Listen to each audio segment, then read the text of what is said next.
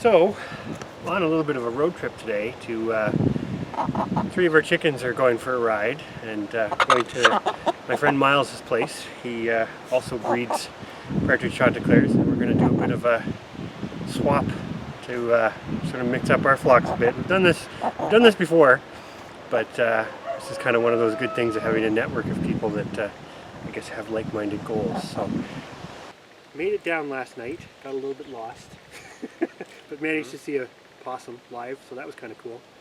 And that's only my second one live. But anyways, I'm here with my real good friend Myles on his farm.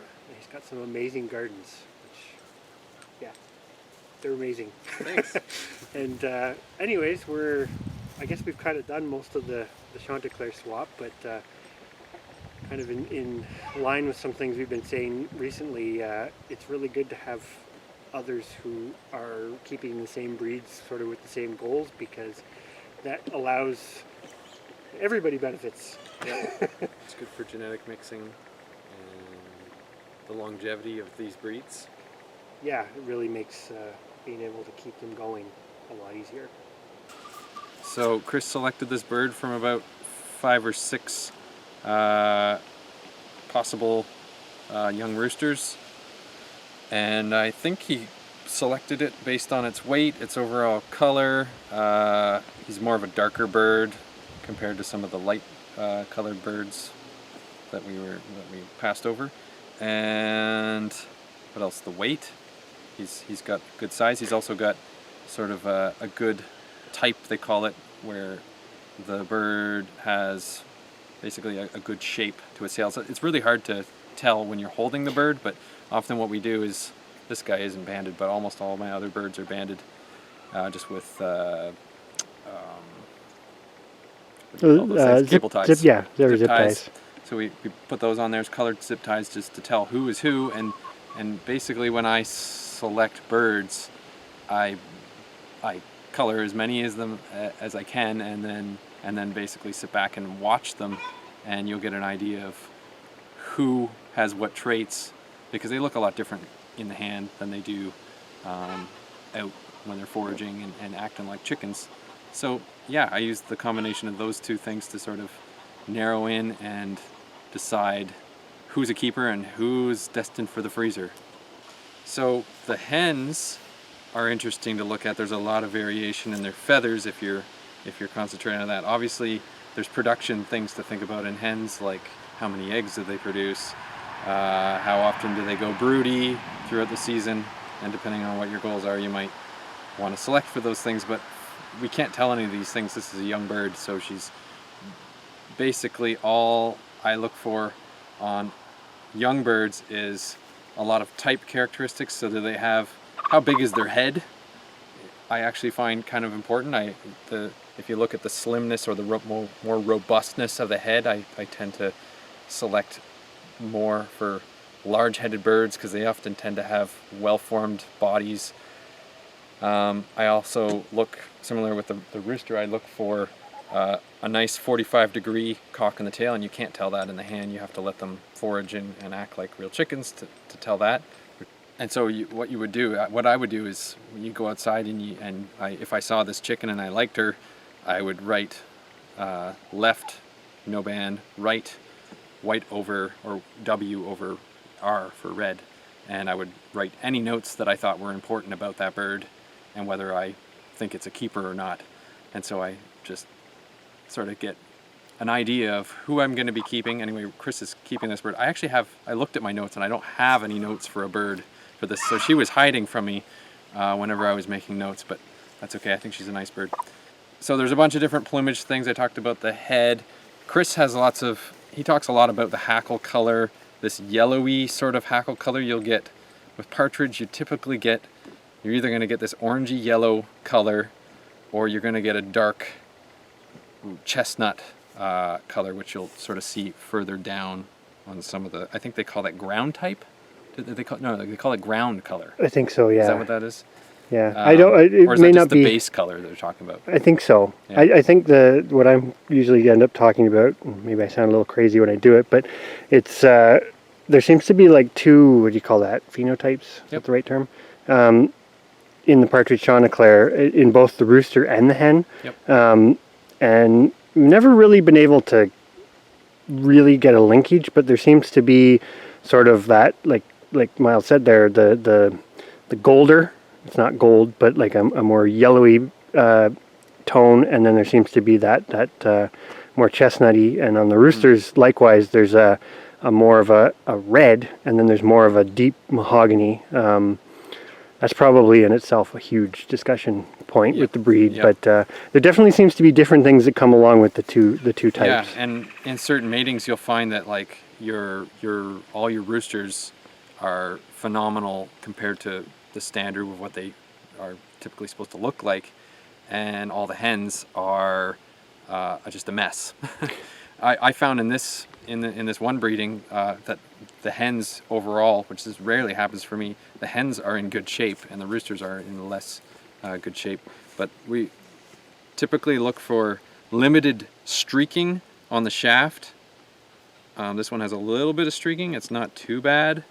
Often this will fix itself in the next molt and it won't be as bad. But there's something called penciling on partridge variety, and usually what you will look for on a good bird is at least two solid rings or crescents of black in the feather, and sometimes even a third one, and she'll probably have a third one after her next molt, and she'll look a bit better. And what I like to see is consistent, well-defined penciling all the way. See how as it gets a little bit blurry into here, but it's still not too bad. And sometimes, like on this bird, it's going all the way into the flanks, and she has decent penciling all the way down there. You'll get a lot of birds that have nothing in here, where they just looks like this. Yeah, it loses the definition in the feathers. So as far as... She's really nice too, I think, on the back. Yeah, I like when their back looks really nice and penciled, and also on the rump. Mm-hmm. So she's not bad in that respect. I'm happy with that, because you can do a lot worse. This is a lot better than some of the birds that I've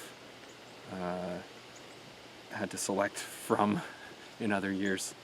But no, she's nice. There's lots of variation in them, and people, I mean, it's all personal preference on what you want to select and keep, and once you do this for 10 years, things change a lot, and you can eventually, once you've narrowed in on what you're actually looking for, the best thing to do is just print off the partridge or whatever breed you're looking at. Print off the standards of those breeds and put them somewhere like on a fridge, or print them onto a t-shirt or something, and you will know exactly what that bird is meant to look like. And not that you have to keep that going, but I think a lot of those aesthetics are tied to the production of a productive bird in general. Well, it's almost, lack of a better way to put it, it's almost like branding, because the breed looks a certain way, and then you know to a degree what the protection values that you're getting, and that's kind of the importance of the standards. If you want to be successful in having stock to sell to other people, you're best to, at the very minimum, like be focused on the standard to some degree, because people will recognize your bird. If you show up to buy a bunch of birds and you know what a Partridge Chantecler is supposed to look like, and you get there and they look like mutants, which is probably at least 50% of the time, depending on where you're buying your birds from. There's a lot of mongrel type birds out there that people just have not. They keep a trio of them, or maybe they mix them with other breeds and they try to sell them as Chanteclers or who knows what. Anyway, it's really good to focus on one or two breeds, especially if you're starting. I would say. I mean, both white and partridge are developed for dual purpose. There's no question about that. But dual purpose runs quite a big spectrum, and from what I can piece together from my own research into it, the whites were kind of probably selected a bit more as an egg layer that still produced something of reasonable size at the end. Whereas, usable as meat. Whereas the partridge kind of seem to be the reverse. They kind of seem to be a little more the meat side of things, but still a respectable number of eggs. So totally just my own personal I agree, opinion 100%, yeah. based on what I've been able to piece together. Yeah. But yeah. And shape-wise, they look more like, they have some leghorn characteristics in them where the leghorn looks like, they're not a chunky bird. They seem to sit a bit, the roosters seem to be like more lean. They look like they have a long breast on them, which is probably, and they get enough breast meat on them that they're a decent bird. I can only say that by just surmising and guessing, but because I only grew out like half a dozen of them and ate them, and I'm the same way. I had some originally, but not very many. So anyway, this is the only breed I have now, and I just kind of focus on that. So there's the 3 that I brought. So I brought 2 hens from our yellow line there, and then the roosters from our orange group.